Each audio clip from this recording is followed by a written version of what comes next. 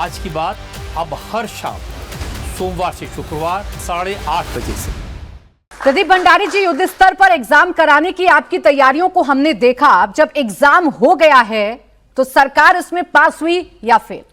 पहले तो मैं सभी पेरेंट्स, सभी टीचर्स और सभी जो इस पूरे के पूरे व्यवस्था में जिन्होंने कॉर्पोरेट किया, उनका मैं हाथ जोड़कर धन्यवाद करना चाहता हूं। ये जीत सिर्फ सरकार की जीत नहीं, ये देश की जीत है।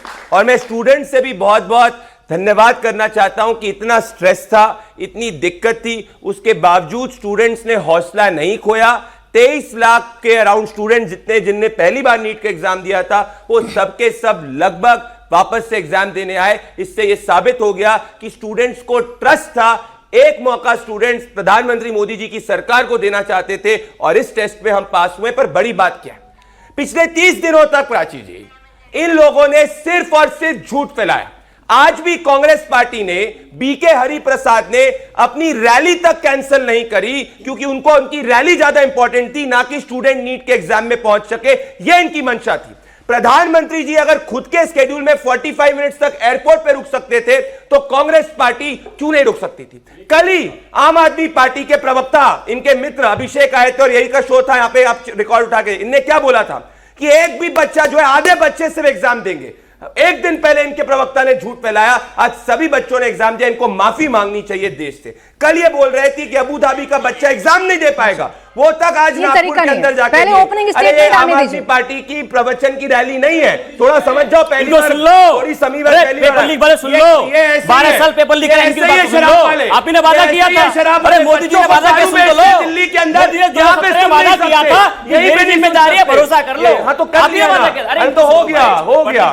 अरे जाओ केजरीवाल के शीश महल में जाओ, कुछ करप्शन का मिल जाएगा। सुनो, सुन लेंगे। देखिए आज डिबेट का रूल प्राची जी, अब इस भ्रष्टाचारी पार्टी के प्रवक्ता आप क्यों परेशान हो रहे हैं? डिबेट का एक तरीका होता है। मुझे ऐसा लगता है पहली बार डिबेट में नहीं आए ना आप? पहली बार डिबेट में नहीं आए। एक सेकंड, आप पहली बार डिबेट में नहीं आए ना पवन जी? आप डिबेट में आते होंगे। डिबेट का एक फॉर्मेट होता है, हर एक वक्ता अपना ओपनिंग स्टेटमेंट देता है। आप अपनी बारी का इंतजार करें। न्यूसेंस नहीं करना है। बच्चों के भविष्य की बात है तो न्यूसेंस नहीं चाहिए। मैं समझ गया, वो बच्ची ने शुरू करने के पहले बोला था कि झगड़ा नहीं होगा। बेटा देखो कैसे झगड़ा कर रहे हैं, सुन नहीं सकते।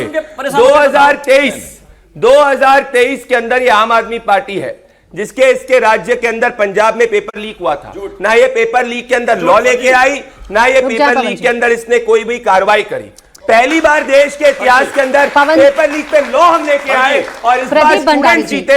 पर इनको माफी मांगनी चाहिए। चले ठीक है, आज आपकी सरकार पास हो गई। स्टूडेंट्स आज आपकी सरकार पास हो गई। एक सेकंड रुकेगा, आज आपकी सरकार पास हो गई। हमने हमने ये देखा, देश पास हमें कोई कनेक्ट नहीं चाहिए। प्रदीप भंडारी जी सुनो, हमने ये देखा कि एक पेपर कराने के लिए भ्रष्टाचारी पार्टी, एक पेपर कराने के लिए पवन जी आप लोग लड़ ले आपस में अपना सियासी एजेंडा तय कर ले। हम खामोश हो जाते हैं, हम खामोश हो जाते हैं। भगवान राम के नहीं हुए बच्चों को क्या हो गया? अरे वो जो भगवान राम के नहीं हुए बच्चों को क्या हो गया यार? भगवान राम का झंडा चोरी कर गए, जमीन में घोटाला कर गए, 12 साल पेपर लीक करा रहे हो, कैसी बातें कर रहे हो आप? जो सेंसिटिव रहो बच्चों को लेकर, शर्म आनी चाहिए। खासकर सेंसिटिव प्रदीप भंडारी जी, आपसे मैं उम्मीद करती हूँ कि आप मेरे सवालों का जवाब मुझे देंगे। मेरा काउंटर क्वेश्चन आप लेंगे। आपसे मैं उम्मीद करती हूँ आप कम से कम आपसी बहस में उलझकर बच्चों के साथ खिलवाड़ मत कीजिए ना। मैं आपसे जानना चाह रही हूँ प्रदीप भंडारी जी, आपने ये पेपर करवाया, इसमें हमने वायुसेना की हमने देखा कि आपने वायुसेना को लगा दिया, रक्षा मंत्रालय, गृह मंत्रालय, जितना कुछ हो सकता था आपने किया। हमने देखा एक एक सेंटर पर 40 से 50 जवानों को आपने तैनात कर दिया। अब क्या यही पैटर्न अपनाना पड़ेगा हर बार इसी युद्ध स्तर पर आप तैयारी करेंगे और तब इस देश में कोई पेपर हो पाएगा? देखिए बड़ा माफिया है। 23 जुलाई या 26 जुलाई को एग्जैक्ट डेट एंड ऑफ जुलाई में सुप्रीम कोर्ट इस मामले को सुन रहा है।